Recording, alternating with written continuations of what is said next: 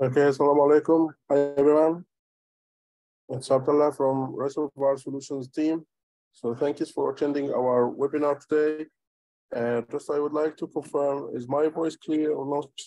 So you can type into the chat if my voice is clear or not.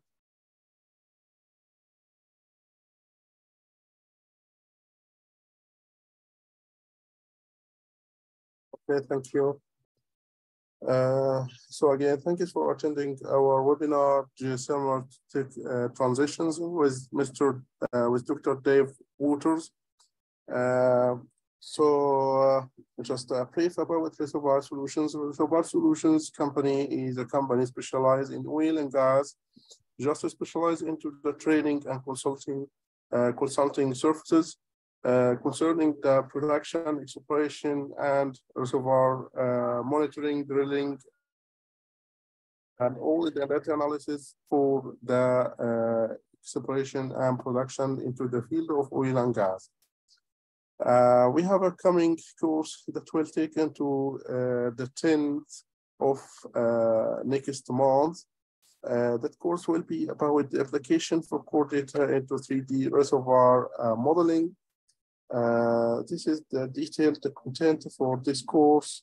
So this course is will introduce the reservoir characterization using the core analysis and using this data into the 3D modeling for the reservoir. The course will show the theoretical background and the practical application on software for each measurement, so the trainee can have deep practical learning, not just knowing the theoretical facts.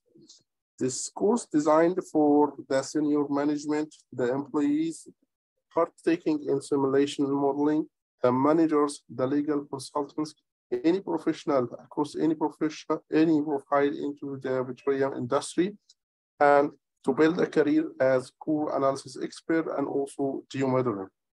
Also for petroleum engineering and geology staff. So that about our course. I will leave the link for the detailed content into the Zoom chat, so you are free to go through the content, and also I will post a link to register for this workshop if you want to do that. So about our today webinar, the instructor for our today webinar is Mr. Dave Waters. Mr. Dave Waters has a bachelor's degree in geology and physics and mathematics from New Zealand. And he has a PhD at Cambridge University in UK, examining the structural geology and tectonics of Northwest Greece. Also, he has about 25 years into the oil and gas industry as geoscience and team leader on exploration of production in basins around the world. Also, he has his own geoscience consulting, Biotree Consulting UK, and he is focusing about geothermal critical mineral aspects and energy transition, including geospatial techniques for data integration and marketing and competitor analysis. Thank you for Mr. Dave for being our instructor for our today webinar, and you are free to take the microphone and start our webinar for today. So I will stop share and you can now share your screen. Okay, thank you.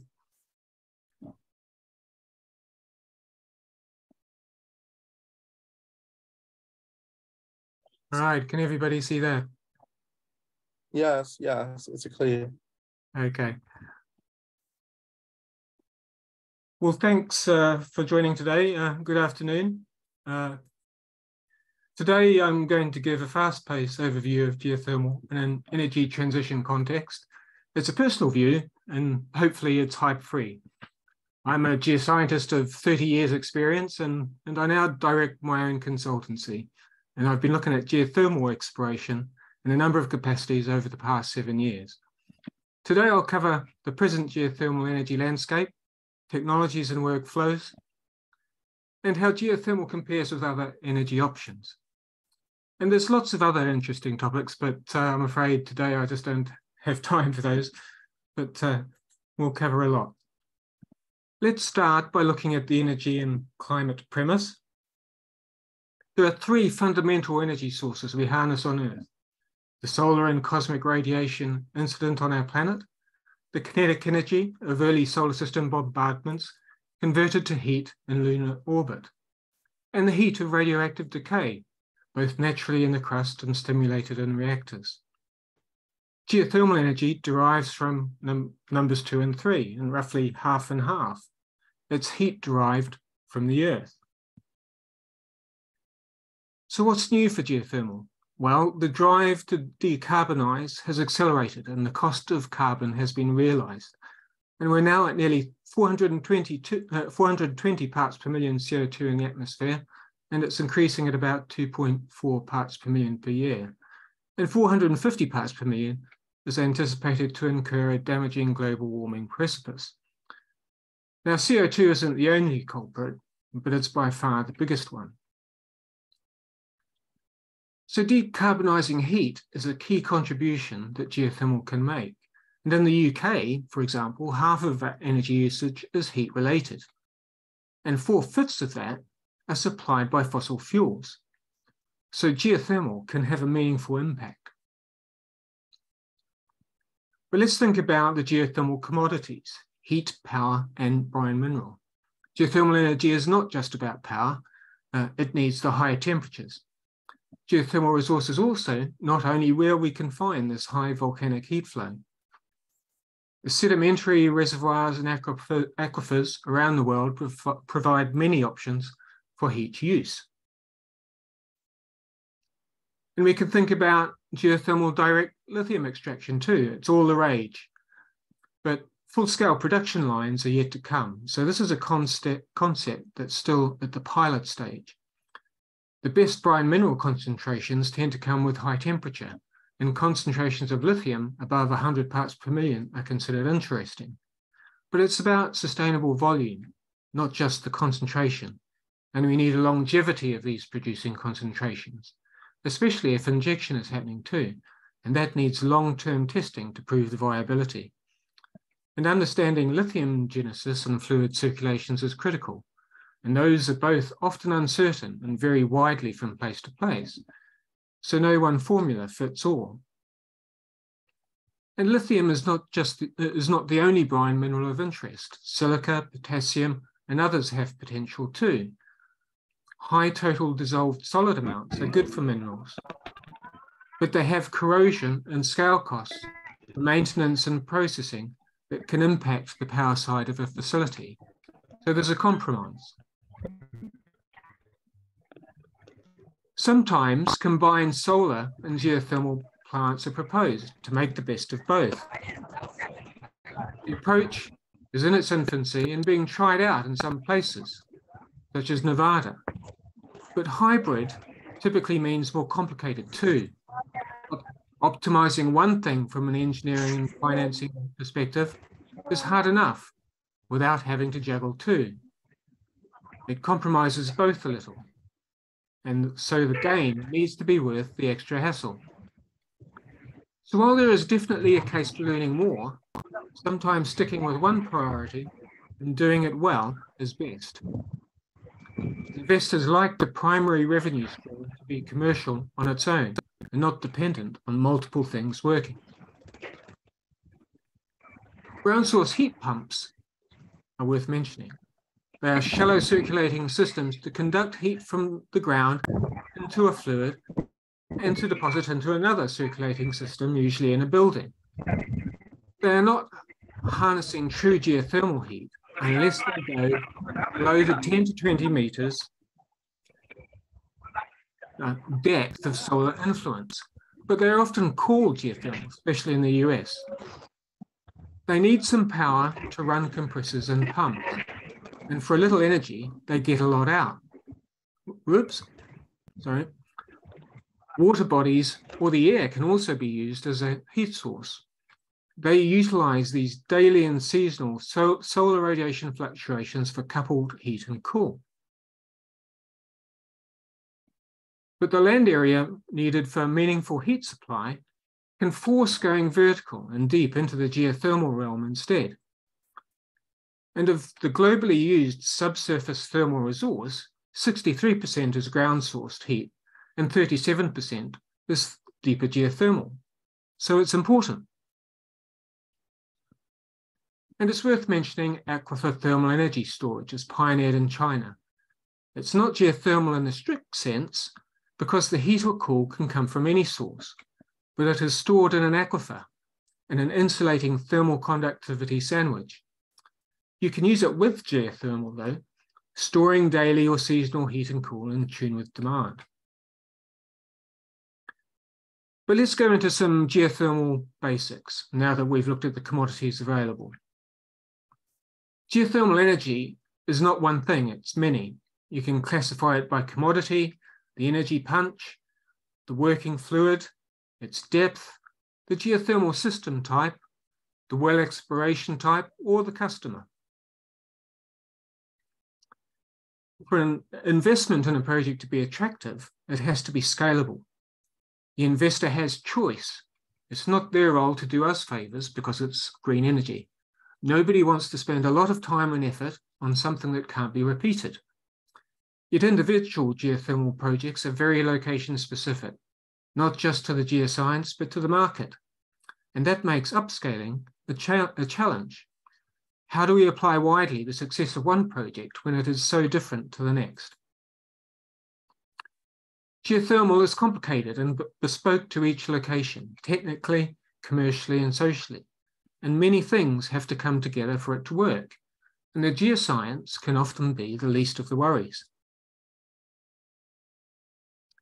Geothermal systems are diverse. Lithology and permeability architectures modify the heat flows. Temperature and geothermal gradients modify the fluid behavior. The pressure, temperature, depth, and phase relationships vary. And these are all reasons why scaling up geothermal has been difficult. Volcanic geothermal systems along active plate margins are good too. Are the ones we are most familiar with. They have lots of heat and are good for power. Coupled mountain-based advective and convective geothermal systems are good too.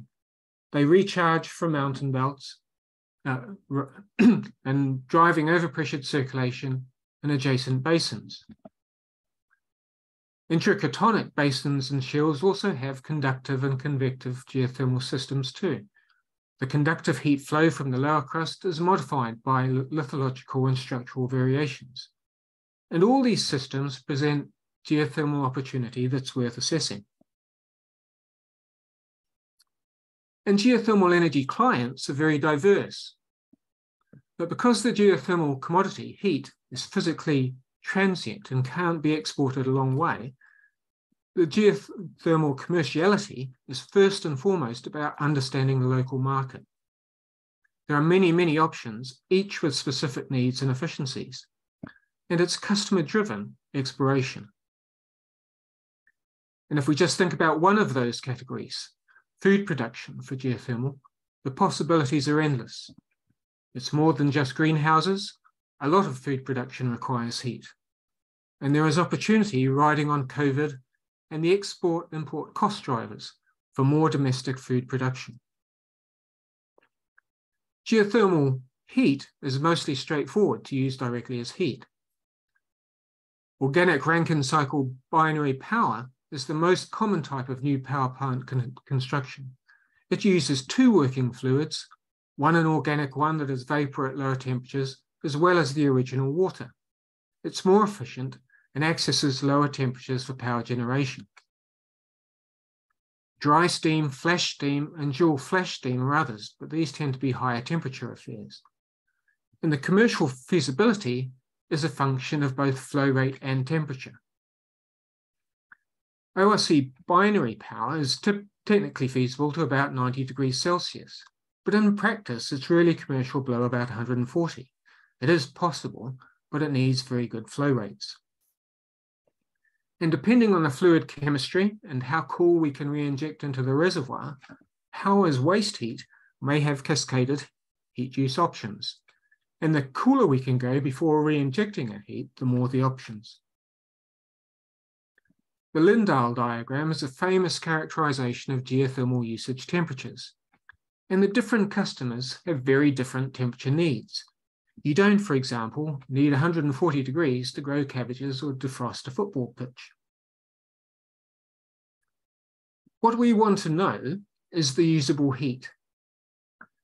It's a function of the production temperature minus the injection temperature. The more we can cool at the surface, the more we can get out. It's a function of a particular fluid's ability to carry heat. And it's a function of the fluid mass, which is the flow rate times time. And for a given surface flow rate, the longer the fluid is in the reservoir, the more heat we get. And heat flow is a function of both area and time. The wider an area our fluids flow through, and the slower they do it, the more heat we collect. We can think about this like a river. For the same flow rate, a wider river flows over a greater area than a narrow one. Ideally, we want our reservoir river to be wide and slow for a given flow rate. The flow rate is as important as the temperature. And we also want to know the well production with time, the reservoir cooling with time, the heat exchange efficiencies, the efficiency of transforming from heat to power, noting that the lower the temperature, the lower the efficiency. In many cases, shallow geothermal is more attractive than deep because temperature gets better going deep linearly. The reservoir quality and the costs get better going shallower exponentially. So depending on the customer, better flow rate shallower can be more attractive than better temperature deeper. And for a price, heat pumps can also deliver a temperature uplift if that's needed. So what can geothermal offer realistically? Globally, it's 4% of renewable energy. In the Netherlands, it's 2%. In Kenya, it's 28%. In New Zealand, 22%. But we have to correct for the minor percentage of energy that is renewable in these places. So the true totals become globally 0.6%, in the Netherlands 0.2%, in Kenya 22%, and in New Zealand 9%. This suggests that in a non-volcanic nation, 5% of total primary energy from geothermal is ambitious, and 1% is doing okay. In a small to moderate sized volcanic nation, 20 plus or minus 10% can be doable. So let's talk about some new geothermal technologies coming on the scene. Those who have worked geothermal know that many things work already. And joining them are many new technologies. And it's premature to suggest all of them will work commercially. But we can estimate already where they are most likely to work if they do. But let's not forget all the stuff that works already and has lots of optimization running room. New tech research and development is undoubtedly of key importance, but it's not whether new things can be done technically, it's whether they can be done commercially better than the competition on timescales that suit the customer. And it's not about the size of resource, it's about what can be recovered and at what cost and risk and speed compared to the competition. New technologies and supply chains can take a decade or even decades to develop and deploy at scale commercially. They're inherently risky. Not all ideas work commercially and many fail. And with ultra deep hot geothermal in particular, it's not about getting there with drilling, that's the easier bit. It's about staying there and maintaining the whole heat and flow rate throughout decades of operational life of the facility at a manageable cost. And that's harder. We might want to enhance the natural fracture permeability by overpressuring to generate shear failure fractures. Hot dry rock EGS, enhanced geothermal systems, does this by introducing water circulation into deep hot rocks where it isn't present so much. We're often looking for natural fracture systems to help, and a hot radiothermal granite component can help too. It's being tried in the United States, Australia, France and Switzerland, Scandinavia, China and the UK. It's usually not quite fracking, that's different. That's induced tensile failure to pump in proppants and hold fractures open. EGS is normally more tickling existing fractures, overpressuring by 2000 psi rather than fracking at 9000. But getting a commercially connected volume of fracture porosity is tricky, and there's risk of induced seismicity, activating pre-stressed faults to prematurely release existing pent-up tectonic stresses. And so there are social license issues and monitoring costs. But it does greatly open up the areas that can be considered for geothermal. But it's not a game for the risk averse. There's a need to understand your faults and your fracture zones. The magnitude 5.4 earthquake in Korea in 2017 demonstrated that need for care, to map and know your faults, and to check your insurance policy, especially if you're near downtown. EGS Geothermal wants to chase its market and not shake it up. But note that most geothermal projects don't elevate pressures like EGS or inject water where it wasn't already, so they have much less risk. Deep borehole heat exchangers are closed-loop systems within a well bore, and they're applicable for heat or power and for steam or water reservoirs. And we can experience with different working fluids inside the loop, such as supercritical carbon dioxide. They're especially interesting for repurposing old end-of-life geothermal or oil and gas wells. But we still might need to work over the well and create a bigger hole for the heat exchanger kit. They have a lower energy punch than conventional or open system applications, so it's harder economically justifying totally new wells. But it all depends on the precise customer needs. Long closed loops with more complex drilling geometries, and not just one single simple well, are another option. They involve lots of drilling, and again we can experiment with working fluids, such as supercritical carbon dioxide or additives to help the conductivity. Supercritical carbon dioxide has high thermal efficiencies, and it's great as long as it doesn't get wet when it becomes very corrosive. But we need heat recharge into a much smaller area compared to open systems to keep reheating the wellbore fluid, because we're cooling with injection the same rocks we extract heat from. We might be able to take advantage of any convection or advection within the reservoir, but that assumption introduces geological risk. And ultimately, the long-term heat delivery and its economics is the key uncertainty. Closed-loop systems access heat conducted from the area around the wellbore, instead of heat advected from the reservoir's own fluids. So this injection is cooling the same area. Heat can be an order of magnitude less than a success case open system, so it's a lot of drilling expense for less heat, unless the well exists already and we can repurpose it. It typically delivers of the order of 0.2 to 0.5 megawatts in a closed system versus 2 to 3 megawatts in an open one. But that might be all the customer wants, and it might be higher for an end-of-life, high-temperature geothermal well. On the plus side, there's no dependency on reservoir permeability, so there's less risk. There are no issues related to reservoir geochemistry. There's no risk of induced seismicity, except during drilling. And there's less emissions risk compared to dry steam or flash steam power. So it's a trade-off on drilling cost and heat delivery. There are relatively few new projects that are commercial so far. It's likely to expand, but exactly how much is uncertain. Open systems, in contrast, advect the actual reservoir fluids with their heat to the surface, and that means there's more risk on reservoir permeability, the fluid geochemistry, corrosion and scale. And if we're using EGS, then there's induced seismicity risk. If we're using hot dry steam or flash steam power, then reservoir gas emissions might occasionally be an issue. But heat flow units are milliwatts per meter squared, so again, it's a function of area. The more area, the more heat.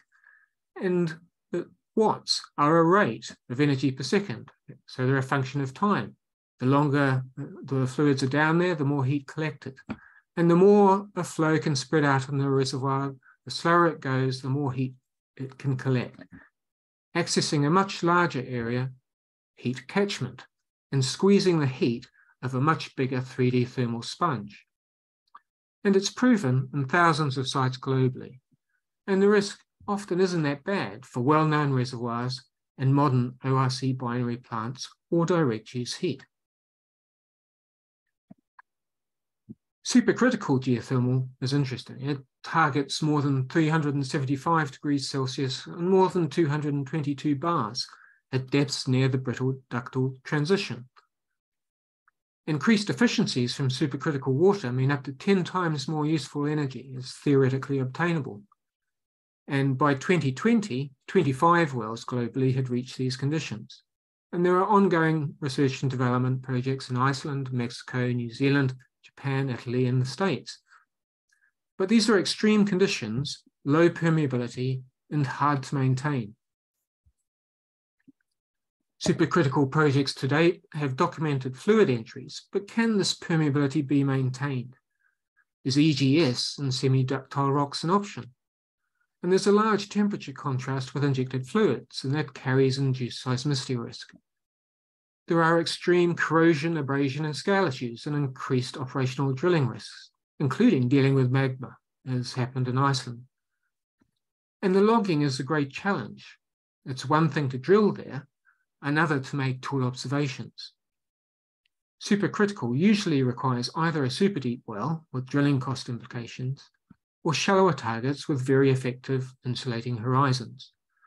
And without those, in an unsealed hydrostatic hydrothermal system already boiling near the surface, the depth threshold for supercritical occurs at around 3.6 kilometers depth. A big energy resource is not in doubt, but can we get there? Can we log there? Can we extract fluids there? Can we maintain operations over the life of a plant? And can we do so commercially, given the costs and risks? A number of new drilling technologies are being tested to help reach supercritical depths. These are in the early R&D stage and the economics are uncertain. But development from players like MIT and ARPA-E and ITER are in progress. It uses gyrotron electromagnetic blasts at 30 to 300 Hertz to destroy rock. It vaporizes the rock and evacuates it with argon. The rock sides are vitrified and sealed, at least during drilling. But how does a hole at near ductile conditions hold over time? Getting there is not maintaining hole depth. Another one is plasma torch drilling. It's a technology in the research and development stage again. The plasma torch is used to blast the rock. The economics and energy intensity of protracted drilling to 10-kilometer scale depths is unclear, but lab progress continues. Having looked at these new technologies, let's look at existing ones that are improving. Slim hole exploration wells are nothing new. They are a 1920s to 1950s technology. They utilize holes smaller than 7 inches in diameter. And they're great when your key project critical risk is reservoir quality, temperature, or benign fluid chemistry. They are 20 to 25% the cost of a standard well, and full coring at the reservoir is possible. It helps when seismic or other remote geophysics isn't helping, but we are restricted to 2.5 kilometers or less. They can't be used for production. They're slower to drill. Deviation is difficult, and there are more limited logging options. Down the hole percussion drilling enables drilling deeper, faster, and it uses water or air-powered hammers. But air loses its effectiveness at depth, and water is better. It's been trialled to 4.6 kilometers through granite in Finland, and it helps with these hot, dry rock and EGS applications. Onshore seismic advance is pivotal to geothermal. It will never be offshore seismic, but it doesn't have to be. It can be good enough. Where's the reservoir and what's the permeability architecture? That's the question we are asking. We don't need to find hydrocarbons with it. Improving acquisition in urban and commercial environments where the market is helps geothermal a lot. And nodal cable-free sensors with companies like Stride are making it much easier. And artificial intelligence, computing power, and processing advance is helping too. Well and plant modularity allow a different plug-and-play style approach. This is not how big is a resource and what should we put on it. It's more, here are the modules, how many of them could we put and where? It's good too for oil and gas well repurposing. Then optimization is also possible from multi-plant hubs where virtual control of the operations and the heat and power distribution takes place remotely. It's a paradigm change in approach and it reduces costs, and it's being tried in Kenya, Turkey, and Iceland. The time to development is project critical to every customer. So preemptively identifying exploration targets and planning permission protocols helps, so that things can be on the shelf ready to go when a customer turns up ready to run. We can know the regional potential and other players, so that back-to-back exploration and development and production costs can be shared, including modular constructions, mobilizations, and planning databases, regulatory frameworks, community consultations, and business awareness. So much progress is just about awareness, putting the jigsaw pieces together and doing it quickly. Preemptive planning work is the key. The catch is it doesn't come for free. Let's look at the regional exploration and upscaling geothermal. Whichever flavor geothermal we want to deploy, customer-driven upscaling of the local geothermal opportunity is empowering for investors to reveal a national potential and in a location-specific way that is much meatier than a concept. 200 opportunities catches much more investor attention than 2. Favorability mapping is translating data into quantitative favorability maps to recognize this upscaling potential. It's different to play mapping. It's a relative favorability exercise and not an absolute chance of success. It's more subjective perhaps, but it allows a much wider remit.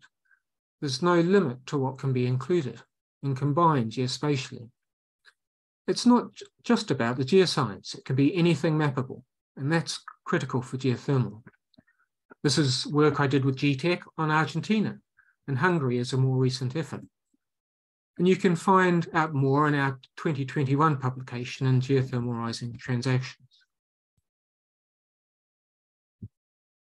Let's compare oil and gas with geothermal now. With oil and gas, despite the sense that peak oil has happened, certainly for exploration, the number of wells drilled per year globally is still in the ballpark of 50,000 onshore and 2,500 offshore. That puts 2 zeros on the numbers compared to geothermal.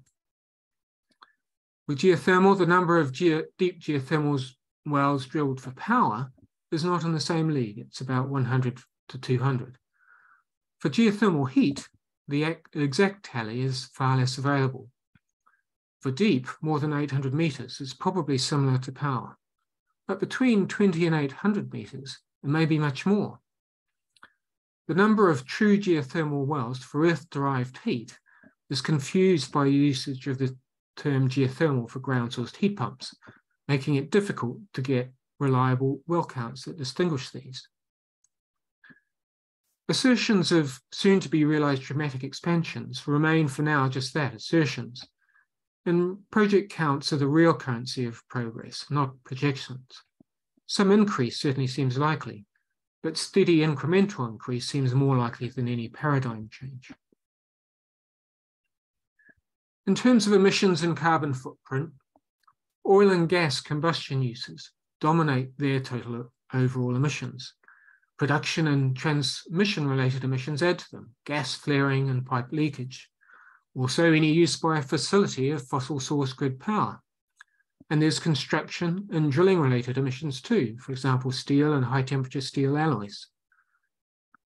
Overall, about 300 to 1,700 milligrams of carbon dioxide equivalent per kilowatt hours is the oil and gas emissions, typically.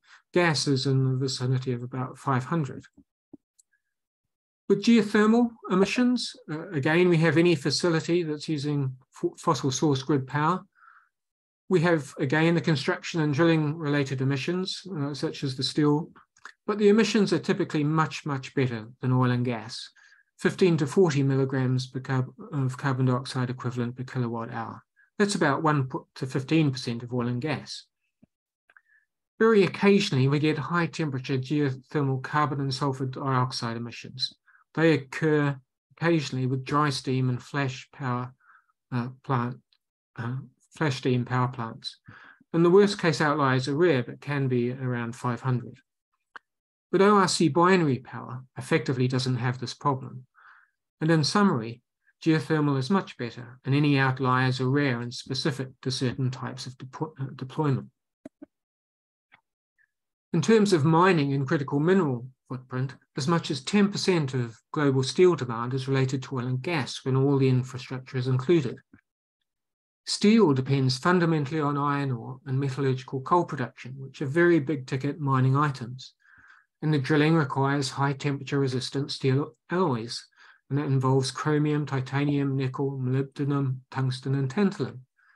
And electrical and motor-driven components draw on copper, aluminium, zinc, nickel, and rare earth elements. With geothermal, the critical mineral drilling and facility needs are essentially similar to oil and gas, they're just not at the same scale.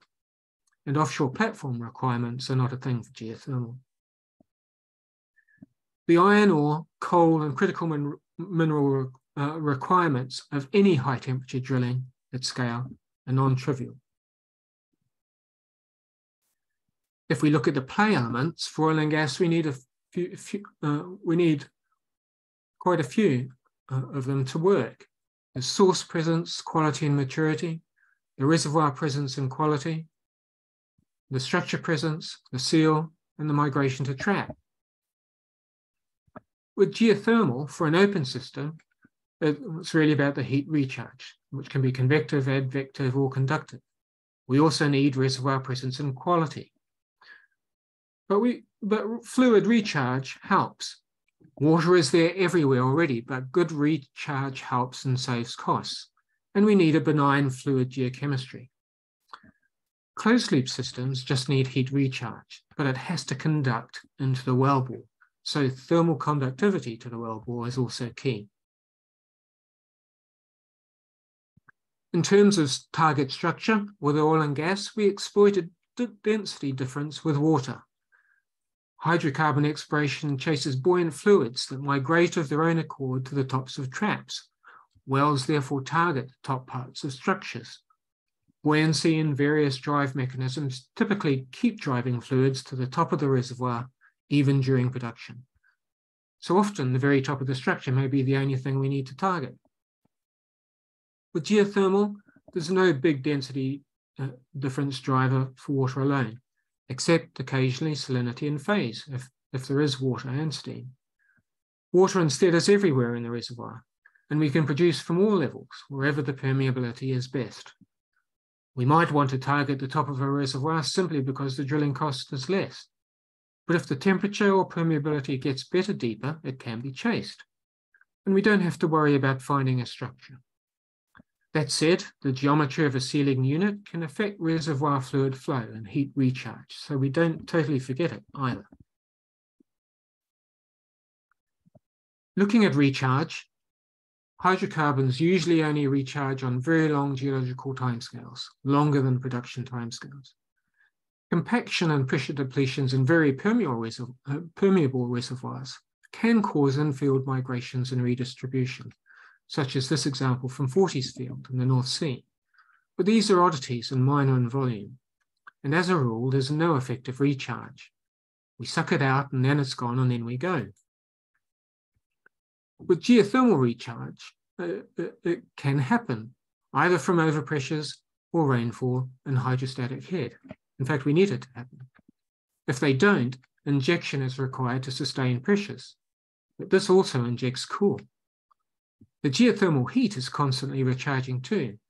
However, it is possible to suck the water out faster than it can warm up again. So we get geothermal heat resource depletion with time if this is not monitored and responded to appropriately. With oil and gas, there are some obvious hazards: ignition and explosion, spill, and production and usage emissions. But there's blowout and well control loss related to overpressure or shallow gas. There's induced seismicity related to fracking. There's subsidence, And there are various drilling operational hazards, such as falling objects or hydrogen sulfide. With geothermal, we can also get subsidence and heave, such as anhydrite hydration turning to gypsum. But this is easily mitigated if we're aware of the problem. There is, again, blowout and well-controlled loss, where there's overpressure or shallow gas, but this tends to be less of an issue outside known hydrocarbon provinces. There's EGS-related induced seismicity if it is used, but this is at a lower level than fracking risk, but it's not zero.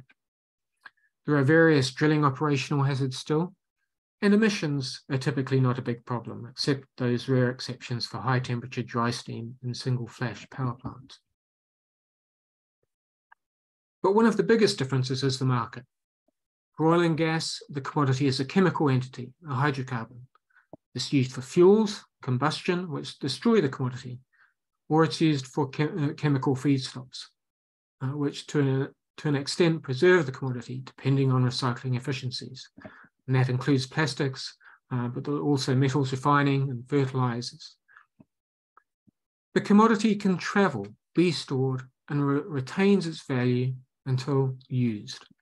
And the profit margins mean the customer can be largely thought about post-development.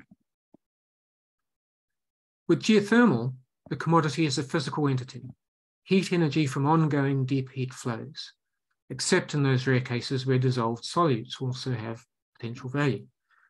So the commodity is normally transient. It doesn't stay hot forever at the surface, and it can't really be exported distally. The market has to be proximal, and the customer can get it elsewhere. There is lots of competition. And the lower profit margins mean the customer has to be thought about immediately from first exploration.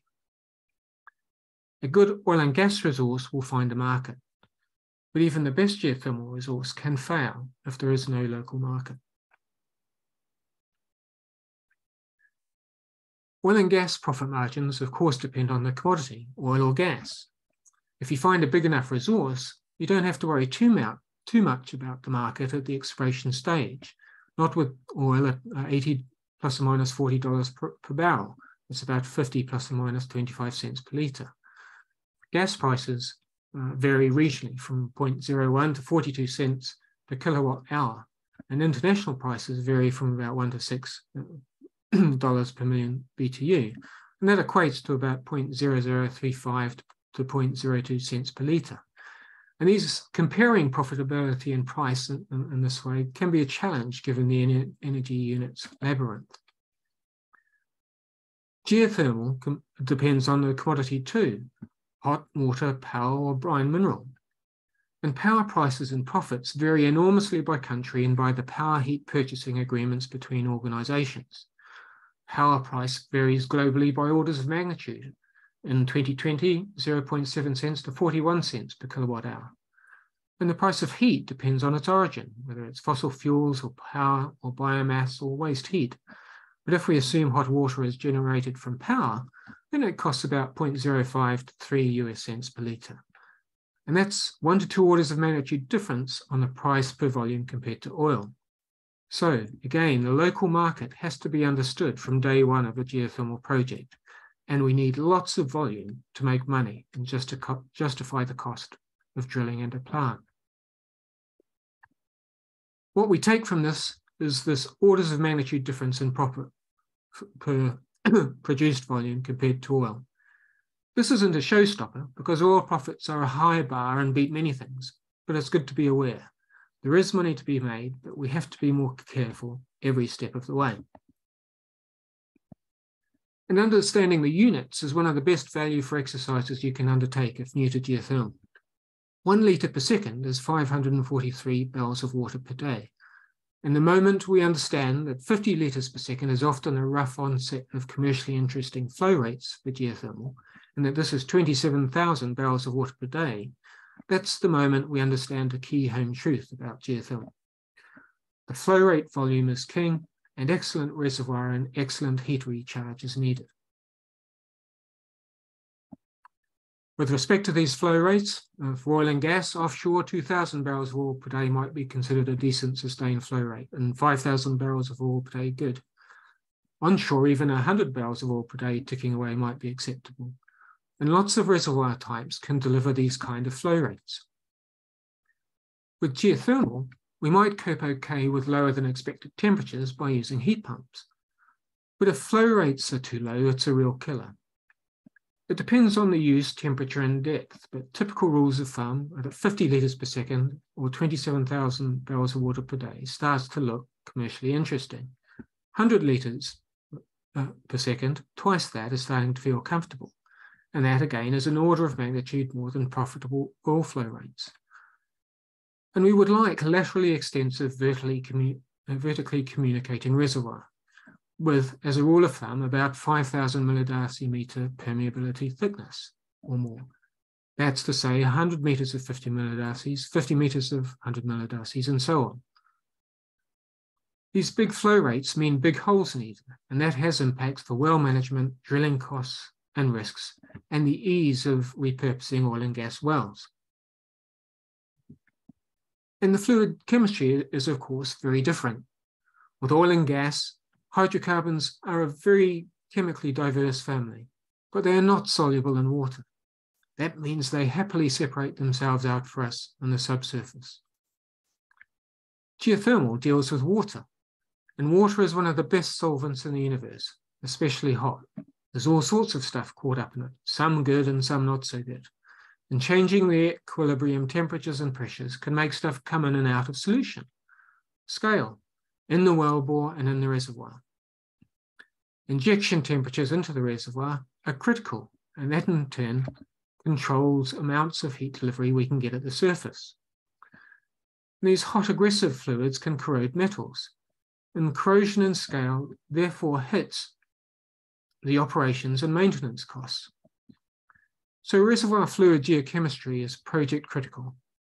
Sometimes these problems are bypassed if closed loop is used, but we then have to consider the compromise on heat that brings. So fluid chemistry can control the geothermal plant operating expenses and the heat delivery possible. It's not just an academic interest. These fluid chemistry effects can be project killers if they're not anticipated and planned for. Oil and gas well, geothermal repurposing and co-production is a rapidly growing topic. Simply using the heat from pipework conduction is a small bonus, but easy and low cost. Geothermal co-production or repurposed end-of-life extension are bigger deals, but they delay abandonment costs, and local field power requirements can be the market. It can't be done everywhere there is an oil and gas well. The fluid geochemistry, the reservoir permeability, the market, the larger volume and flow rate needed, the bigger hole, these all reduce the viable subset. And the costs of reworking a well in a non-optimal site may simply mean it's best to do a new well. But thousands of wells with very good and well understood reservoir close to market, that might have potential. And we can also drill deeper or off structure from the same well pads to get better reservoir. We're not limited to the top of the reservoir, but there may be additional costs to access deeper. The infrastructure and access helps, even if you need a new well. So there is a window of opportunity while there are still producing holes down on the ground to activate geothermal. A standing start is much harder once they are gone. However, geothermal can carry on building out even after the oil and gas is gone, if it started while it's still there.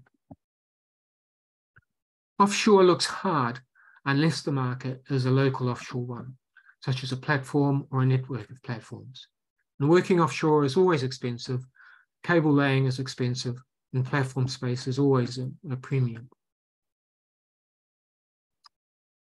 Let's compare geothermal now with surface renewables. We can total up the relative global capacity of subsurface renewables.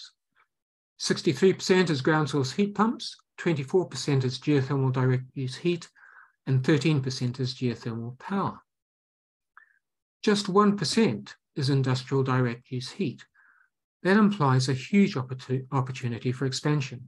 And note the size of the pie, about 123 gigawatts capacity. Note that the equivalent capacity to 5 of the world's largest hydroelectric dams, or 6 of the largest wind farms, or 15 of the largest nuclear power station sites. So competitive scale for geothermal is a big challenge. Really, we want to take that 123 gigawatts and add a zero to it. If we correct for the capacity factors that are driven by plant operational and customer demand downtimes to give generation instead of capacity, that pie is now 45 gigawatts. And we now have 42% from ground source heat pumps, 29% from geothermal power, and 27% from geothermal direct use heat. And it would take 4 of the biggest hydro, 7 of the biggest nuclear, and 9 of the biggest wind sites to equal geothermal's global contribution. The sense is geothermal can do much better. The energy supply capacity factor is about the percentage of operational time, or when is it selling. Downtimes in plant operation or customer demand affect that. When is the rain, sun, wind, or tide inactive? When is it down for operations and maintenance? And the customer might not always need it. The capacity factor for onshore wind is about 25%. It's about 40% offshore. For solar, it's about 20 to 30%. For nuclear, about 90%. For hydro, 40 to 50%. For biomass, 60%. And for ground source heat pumps, 25%. A global average of big geothermal fields in 2011 was 75%, but modern plants are improving, more in the realm of 85 to 95%. Direct use heat varies by the usage. It's 65 to 70% for industrial uses, 45% for space and water heating, and about 15% for seasonal things like de-icing. But capacity factor is a win for geothermal. It gives long-lived, multi-decade, 24/7 energy price stability. Looking at geothermal heat and power in the context of other big providers, its contribution is currently about 2% of the total from the big 8, for both capacity and generation. Aiming for 5% is ambitious, but probably a realistic target for now. If we look at the size of power plants for different energy types on this log scale graph, the first bar you see for each category is the biggest in the world. The second bar is the typical size. Green is offshore surface renewables, brown is fossil fuels, purple is nuclear, blue is offshore renewables, red is geothermal renewables. And we find geothermal in red down the list. It doesn't participate at the largest scales. But that's okay. It just tells us that for geothermal to achieve scale, it will be done through lots of moderate and smaller projects.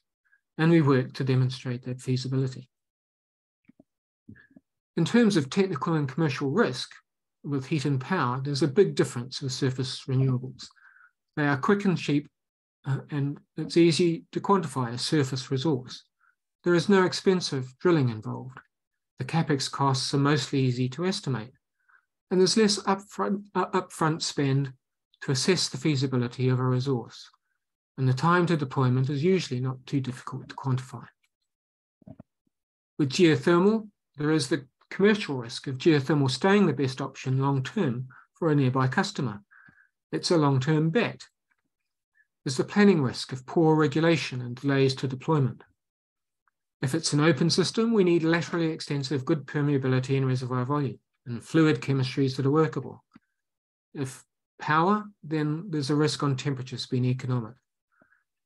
If it's closed system, we need the suitable thermal conductivities and long-term sustainable temperatures and flow rates. And there's drilling risks with any geothermal. Wells can fail for operational reasons. There's the induced seismicity risk if any EGS is involved, and there's the emissions risk with some high temperature dry steam, single flash power plants. Ultimately, it's riskier, so the reward has to be worth it. Geothermal customers have to be happy with some risk, but the success rates of accessing a usable resource are not that bad as more drilling takes place. And customers happy with a 60 to 85% success rates have a lot to gain if decarbonisation is a big priority, if their total project budgets are much bigger than the drilling capex, if they are in it for the long haul, and they can see the scalability of a multiple project portfolio. And this implies the various types of industrial heat and power are an obvious low-hanging fruit. And there are two antidotes to risk: improving the success rates, usually with technology or local area learning curves, and multiple project portfolios to spread the risk. It's worth flagging that deeper is riskier and costlier. In Bavaria and Iceland, historically, there's been a step change in success rate below 3 kilometers. But what choices does an energy customer have? A 2 megawatt wind turbine or solar farm look like this and cost about $2.4 million. They have a 20 to 30 year life and only 20 to 30% capacity factor, but we know their likely performance before we build. Geothermal gives more dependable energy, but a 4 megawatt plant with a 20 to 50 year life might involve 1 to 4 wells, each costing around $3 to $8 million, and always with a non-zero chance of well failure. And any success case plant costing another $10 million on top. Longevity and capacity factor can make this attractive still, but the well failure uncertainty is a barrier for many customers. Deep borehole heat exchangers in already existing wells are a cheaper and less risky option, but even with ongoing advances, usually won't deliver the same energy punch, so more are needed for a given energy demand. We end up with lots of trade-offs for the customer to consider against their needs. Solar and wind, then, has a lower levelized cost of energy than geothermal, and trends say it will stay that way. How much does this matter for geothermal? Why not do it all with solar and wind? Well, of course, geothermal is baseload versus solar and wind, which are intermittent. So the key question is, how much do energy storage costs reduce any solar and wind advantage? But it's key to understand too that the levelized cost of energy of something doesn't matter if it can't on its own deliver enough. What is the cost of energy shortfall? We should consider the average levelized cost of energy of the whole system sufficient to deliver enough, and not just one sector. And that means comparing energy storage and distal transmission costs of intermittent renewables is going to be a big part of any geothermal upscaling economics. Near-surface groundwater and air-sourced heat pumps are a key competitor for deep, truly geothermal heat. They have way less capex and way less risk, but it addresses the smaller customers. For the big customer and big energy punch, there's still a need to go deep. The Middle East, North Africa desalination example is an interesting case study. The main competitor to geothermal in these regions is now solar. Wind sometimes makes a show too, especially offshore. It used to be cheap gas, but maybe those days are over. But new multiple effect distillation thermal desalination techniques have competitive efficiencies and need about 65 degrees Celsius input, which is very achievable geothermally in much of this area. Solar is ubiquitous and plentiful, but it takes up land and it's not 24/7 without lots of costly storage. Lots of international interconnection helps, but it's no magic solution and expensive. If geothermal can help do desalination, more solar can be used in other ways to optimize overall cost efficiencies and profits. So while geothermal might not always be the cheapest local option in isolation, if we can use it for heat where we can, it may enable greater profits from wind, solar, and hydropower export elsewhere, providing net gain. So, some conclusions, just to sum up a couple of slides here. The drive to decarbonize is activating new investment. true geothermal has large underexploited potential, but it isn't likely to ever replicate the scale of oil and gas. The size of resource is less important than the recovery factor of energy possible and the cost of accessing it compared to the competition. Geothermal is especially good for large heat and power customers with big long-lived projects looking for baseload energy and energy cost stability. The technical and commercial risk, the large upfront capex and times to deployment, and the agility of competing renewables constrain the likely expansion. Knowing the market, knowing the customer is the key to scaling it up. The geoscience is important, but often not the project critical thing. Planning and operational optimizations are key. Getting down the hole is just the start. Keeping it going for the life of the facility is critical. Clever well and facilities engineering is often the activator. The more modular, the better. New technologies are interesting, but they take time, have risk, and meanwhile there is huge running room with existing technologies. And one great strategic application is to apply geothermal heat where we reasonably can, freeing up power sources to seize other profitable opportunities and address other needs. And that's thinking holistically about the whole system levelized cost of energy, not just the individual sectors. So there are lots of reasons to be cheerful, good reason to anticipate geothermal expansion, but it's good also to be measured in our expectations because the competition is fierce. And so thank you for your attention. Okay, thank you, Mr. Dev, for your interesting presentation. I think that was a very, very good conclusive about the geothermal energy. And also it was very, very beneficial for all the participants that take information about that field of energy. Okay, so we just have some questions into the Zoom chat. Okay, we'll take a look.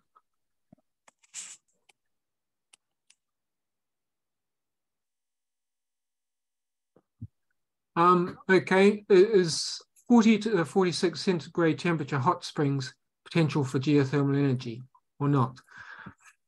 There's no real temperature barrier to what can be used, but it depends on the customer you have. Heat pumps can be used to elevate the temperature. Really, the key thing you need to have is a good flow rate, a good volume, because that delivers the heat. And if you have somebody with a greenhouse or somebody that has a lower temperature heat requirement, then some of these lower temperatures can be bumped up to meet their needs. But it might require the extra cost of heat pumps. Now for power, there is a temperature threshold that you need. And really, in most circumstances, unless you have 140 degrees Celsius, it's going to be difficult.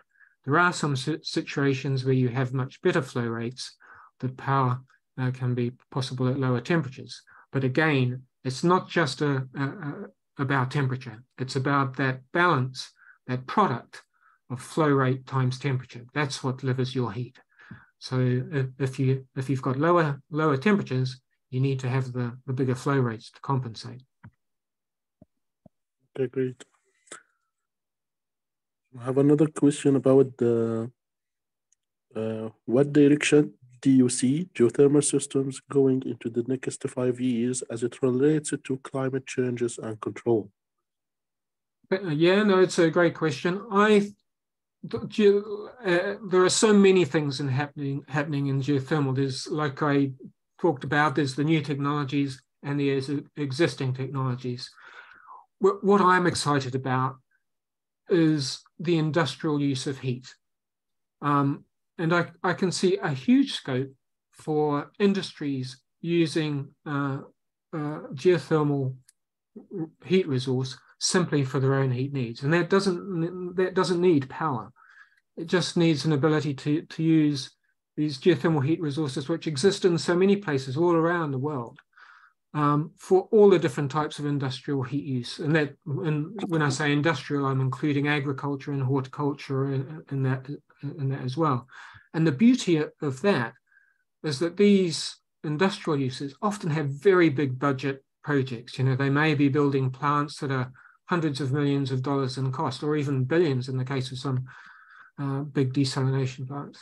And so when projects have those kind of budgets, the promise of spending a few million to drill a few wells and see if they can get a more stable energy supply, potentially for 50 years, with energy price security, that makes a lot of sense. But a lot of these industries are simply not aware of the potential that exists. And so I see, while there's a lot of other stuff going on, that's what I'm really excited about, and just communicating the ability we have. And you saw in one of the slides just how much of our carbon emissions are related to heat. And so if we can really target that with geothermal, it's great, because the moment you start converting heat to power, it's about 5 to 20% efficiency. So you're losing a lot of the heat. But if you can use the heat directly, you can use it at much higher efficiencies without having to convert it into anything else. So to my mind, it makes a lot of sense to focus where we have that heat on just using it as heat and making the industries that use that heat more aware of the resource. Okay, great, thank you. So I have another question about someone is asking about, is there any reference that we can browse about the drilling techniques for geothermal wells? Yeah, there's loads of a lot of advanced stuff going on. One thing I would recommend that's just come out recently, and I've posted a link on my LinkedIn thread if you want to check it out, is the 2023 Stanford University Geothermal Workshop. And that was very much focused on a lot of drilling techniques and technologies, particularly some of the EGS techniques, but also there's a lot of great work on simply things like drilling fluids and cement and things like that. I think some of the very new kind of very deep, 10-kilometer, very hot stuff, there are perhaps less publications out on that because it's still very much frontier. But there are references out there. And if anybody wants to drop me an email, I'm happy to provide more information. Okay, great, thank you. Another question about, we have a question. I can see that is a high risk on technical side due to skills and equipment plugging. What is the percentage cost over profit maintaining a continuous production meets client requirements? Well, thank you. There's no simple answer to that question. Every location's fluid geochemistry is different. And so it is different in every place. And so this is why any geothermal project has to think about, particularly high temperature ones that have a lot of total dissolved solids in the fluids. They have to think very carefully about the very specifics of what chemicals are involved and what temperatures they are using and what their reinjection temperatures back into the reservoir are. So it's not an easy question. And this is one of the reasons why, geothermal has been a little bit harder to upscale than oil and gas, because with oil and gas, we have lovely fluids that happily separate themselves out in the subsurface, and we take them as they come. Whereas, when we're using hot water, sometimes it can have a whole spectrum of things dissolved in it. And that spectrum can vary enormously by place. So figuring out those costs are a big part of the initial effort. But I would add, it's mostly a problem with the very high temperatures and with power. And when we're dealing with the lower temperatures and direct heat use, it tends to be less of a problem. Okay, thank you. So as we see into the comments into the Zoom chat, we have very many participants are thanking me, Mr. Dave, for your interesting webinar that takes a lot of information about the geothermal energy. So thank you again. Pleasure. Okay, also some attendees are asking about if there a possibility to share the presentation. So as Reservoir Solutions, we will discuss that about with Mr. Dave. So if it is possible, so we will share that to your email, inshallah. So at the end of this webinar, I just wanted to thank again and again and again Mr. Dave for his time to exerting this webinar about the geothermal energy. Also, I would like to thank all the attendees for attending this webinar. Again, just a note, if you wanted to have attendance certificate for this webinar, you can fill into the form that was sent into the Zoom chat. So thank you again and hope you a nice day, inshallah. Well, thank you very much. I'm very grateful for the opportunity. And just to add that Egypt has some great potential there. So there's lots to talk about. And I'm happily engage with anybody that wants to make contact. Great, great. So it is a very, very nice end for our webinar with this comment, inshallah. Thank you.